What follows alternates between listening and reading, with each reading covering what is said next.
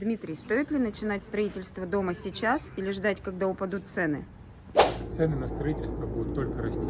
Ключевая ставка Центробанка сегодня 18%. Соответственно, через 2 месяца все строительные материалы поднимутся от 10 до 20%. Стоимость земли только растет.